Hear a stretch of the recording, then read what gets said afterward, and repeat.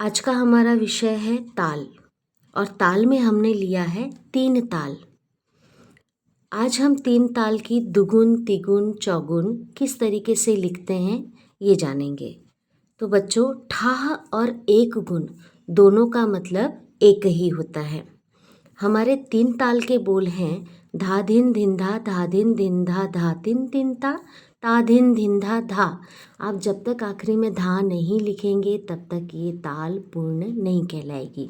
जैसे कि मैंने मेरी पिछली वीडियो में आप लोगों को सम, मात्रा और ताली, आवर्तन इन सभी की परिभाषाओं के बारे में मैंने आपको बताया था, लेकिन लिखने के तरीके को बताने से पहले मैं फिर से आपको ये बता दूं कि ये जो काउंटिंग लिखी हुई है इस काउंटिंग को कहते हैं मात्रा। ये जो शब्द लिखे हुए हैं धा धिन धिन धा, इन्हें कहते हैं बोल। और ये जो नीचे क्रॉस 203 ये लिखा हुआ है इसे कहते हैं ताल चिन्ह। ये जो क्रॉस का निशान है ये सम का निशान है, ये जो 0 है ये है खाली, 2 और 3 ये है ताली वाला भाग। जब कभी भी किसी ताल की दुगुन करनी होती है तो दुगुन में एक मात्रा में 2 बोलों को लिखा जाता है। किसी भी ताल की दुगुन लिखने का सबसे आसान तरीका, आप ताल को पहले 2 बार लिख लीजिए। पूरी ताल को आप 2 बार इस तरीके से लिख लीजिए और 2-2 बोलों की एक एक आप जोड़ी बना लीजिए। अब आप देखिए कि ये जो ठाह एक गुण है इसमें एक विभाग में 4 मात्रा है, ठीक है। 4-4 मात्रा एक एक विभाग में है ना। लेकिन जब हम दुगुन करेंगे ना तो दुगुन में एक मात्रा में 2 बोल आएंगे।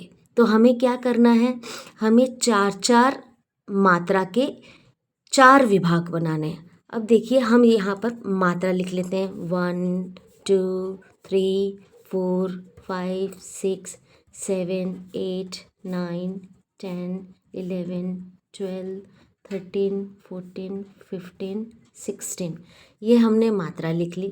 अब हम इसे विभागों में बांटेंगे 1 2 3 4 ऐसे हम इसको विभागों में बांटेंगे 1 2 3 4, ठीक है।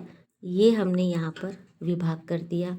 अब फिर 1 2 3 4, अब इसको फिर से हम विभाग में बांटेंगे।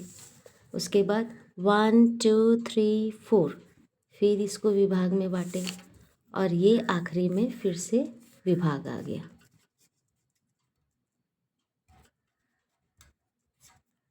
ओके। अब जिस प्रकार ठाह में ताल चिन्ह लगे हुए हैं ठीक ऐसे ही ताल चिन्ह अब हमें दुगुन में भी लगाने हैं। तो दुगुन में भी यहाँ पर आएगा सम का चिन्ह, यहाँ पर आएगा 2 ताली का चिन्ह, यहाँ पर आएगा 0 मतलब खाली, और यहाँ पर आएगी 3 और यहाँ पर आएगा फिर से क्रॉस का चिन्ह। अब बच्चों ये तो दुगुन हो गया। अब हम तिगुन करेंगे। तिगुन के लिए भी सेम यही पैटर्न है। आप पूरी ताल को आप 3 बार लिख लीजिए, ठीक है। पूरी ताल को आप 3 बार लिख लीजिए। 3 बार लिखने के बाद तिगुन में क्या होता है ना कि एक मात्रा में 3 बोल आते हैं। कितने बोल आते हैं? एक मात्रा में 3 बोल। तो यहाँ पर ये हमने 3 बोल लिए एक साथ और यहाँ पर लिखेंगे 1। तो इस प्रकार से आप काउंटिंग कंप्लीट करेंगे। देखिए ये ऊपर में हमने सारी काउंटिंग लिख ली। अब हमें क्या करना है, अब फिर से हम एक विभाग में कितनी मात्रा रखेंगे? 4 मात्रा।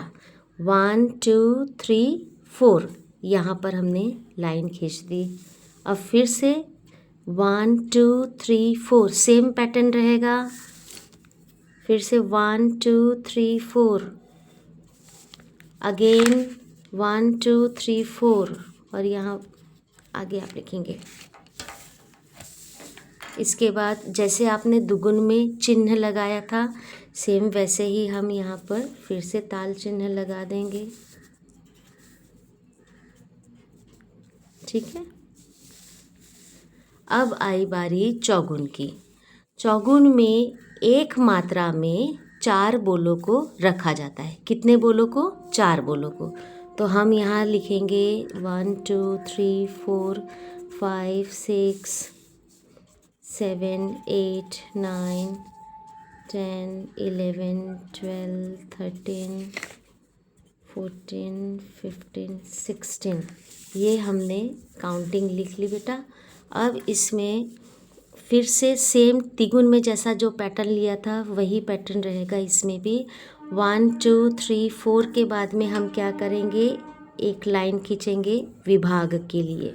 ओके, उसके बाद 1 2 3 4 फिर से ये हमने विभाग बना दिया। 1 2 3 4 ये जाएगा 1 2 3 4। ओके, और जैसे हमने ऊपर में ताल चिन्ह लिखे थे वैसे ही हमें चौगुन में भी ताल चिन्ह लगाने हैं। तो इस तरीके से आपका दुगुन तिगुन चौगुन लिखा जाएगा। जब कभी भी आप ताल की दुगुन तिगुन चौगुन लिखे तो उसको प्रॉपर तरीके से लिखना है। आपको ताल को विभागों में पहले बांटना है, ये डायग्राम आपको बनाने हैं, ठीक है। और ऊपर लिखना है दुगुन में लिखने की विधि, ऐसी हेडिंग डालेंगे आप। फिर तिगुन में लिखने की विधि जब आप तिगुन लिख रहे हैं, उसके बाद चौगुन में लिखने की विधि जब आप चौगुन में लिखेंगे। इस तरीके से ही आपको ये दिखाना है कि ये मात्रा है, ये बोल है, ये ताल चिन्ह